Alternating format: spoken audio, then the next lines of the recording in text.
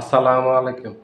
বিএনপির নেতারা একের পর এক বিতর্কিত বক্তব্য দিয়েই যাচ্ছেন। আর এই বিতর্কিত বক্তব্যের ফলে তাদের জনপ্রিয়তা দিন, দিন হ্রাস পাচ্ছে।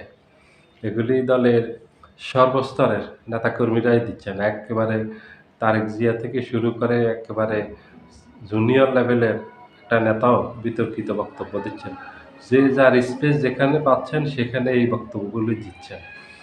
৫ই আগস্টের পর থেকে বিএনপির নেতাকর্মীরা এমনিতে অনেক বিতর্কের সাথে জড়িয়ে গেছেন। অনেক ধরনের অপকর্মের সাথে জড়িয়ে গেছেন। এই যে প্রতিদিনই আসতেছে নিজেদের দলীয় নেতাকর্মীদের উপর নিজেরাই হামলা করতেছেন।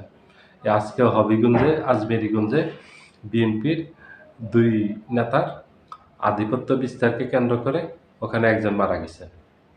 এটা বিএনপির নিজেদের মাঝে, নিজেদের অন্তঃকোণ এটা মারা গেছে। আধিপত্য বিস্তার, দলীয় প্রভাবকে কতটুকু বিস্তার করবে এটা নিয়ে, আর অন্য কিছু না। বিএনপির নেতারাই বিএনপিকে মারতেছে, এখন তো অন্য কেউ মারতেছে না।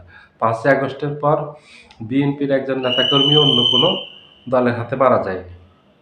বিএনপির ৫ই আগস্টের পর থেকে একটা হিসাবে দেখা গেছে আপনার প্রায় ৬০০-র কাছাকাছি বিএনপির নেতাকর্মী মারা গেছে।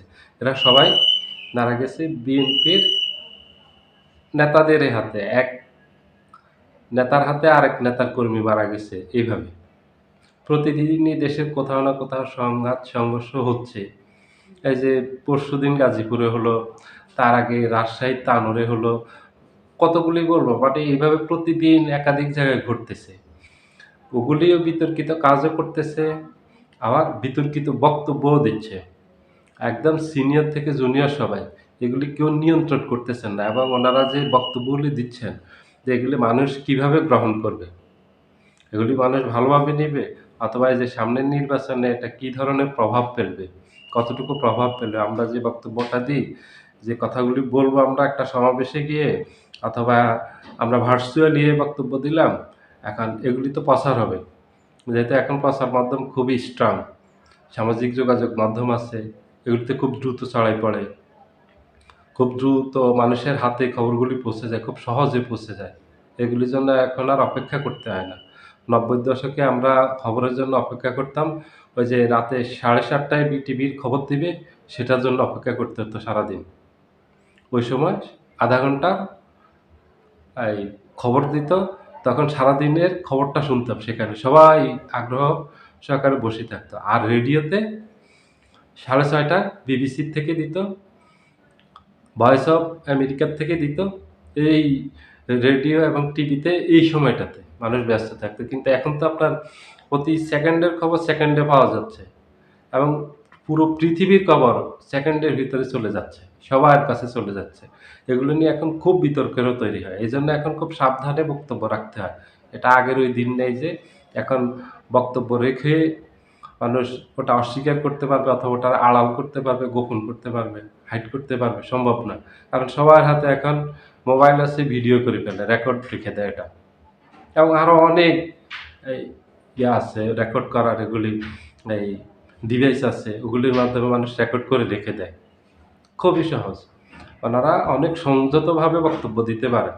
বিএনপির এই নেতাকর্মীদের মতো এত বিতর্কিত বক্তব্য, কাজ ৫ই আগস্টের পর কোনো দলের নেতাকর্মীরা করেন না। আপনারা একজনকেও বলতে পারবেন না। মাঝে শুধু জামায়াত ইসলামীর এই চট্টগ্রামের লোহাগাড়া সাতকানিয়া আসন থেকে যিনি এমপি প্রার্থী শাহজাহান চৌধুরী, উনি ২ টা বক্তব্য দিয়েছিলেন, যেটা নিয়ে তুমুল সমালোচনা হয়েছে যে নির্বাচনকালীন সময়ে জামায়াতের অধীনে নির্বাচনী কর্মকর্তাদেরকে রাখতে হবে।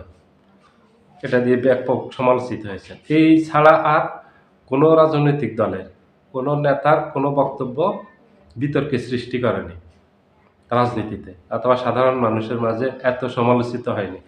যত সমালোচিত হয়েছে বিএনপির নেতাকর্মীরা এবং বিএনপির সব নেতাকর্মী, এই তারেক রহমান, মির্জা আব্বাস, মির্জা ফখরুল ইসলাম আলমগীর, এই যে সালাউদ্দিন আহমেদ, আমির খসরু মাহমুদ চৌধুরী, মহেশ্বরচন্দ্র রায়, একদম সিনিয়র নেতা থেকে সবাই। আজকে আরেক বিতর্কিত বক্তব্য দিলেন তারেক রহমান।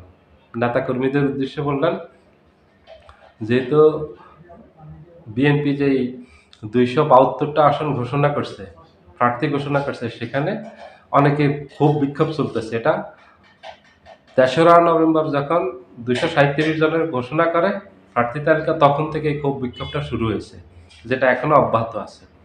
সেটা বিএনপি যেটা করতে পারতো, আলোচনার মাধ্যমে ওই যারা বিক্ষোভ করতেছে তাদের সাথে বসে সমাধান করতে পারতো।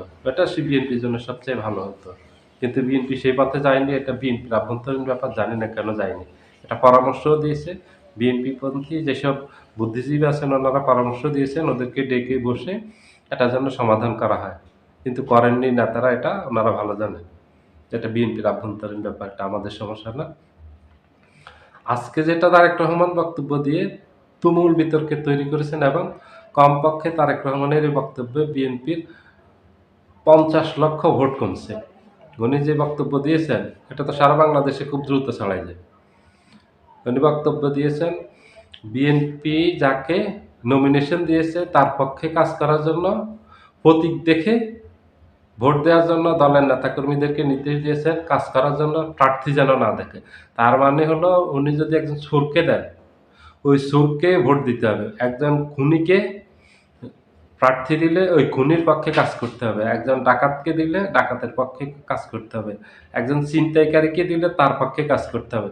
এক্কেবারে একজন পেশাদার কিলারকে যদি নমিনেশন দেন তার পক্ষে কাজ করতে হবে। এটাই তো স্পষ্ট, এটাই তো উনি বলছেন যে প্রতীক দেখি সবাই ভোট দিবেন এবং প্রতীকের সমর্থনে কাজ করবেন। আপনারা প্রার্থী দেখার দরকার নেই।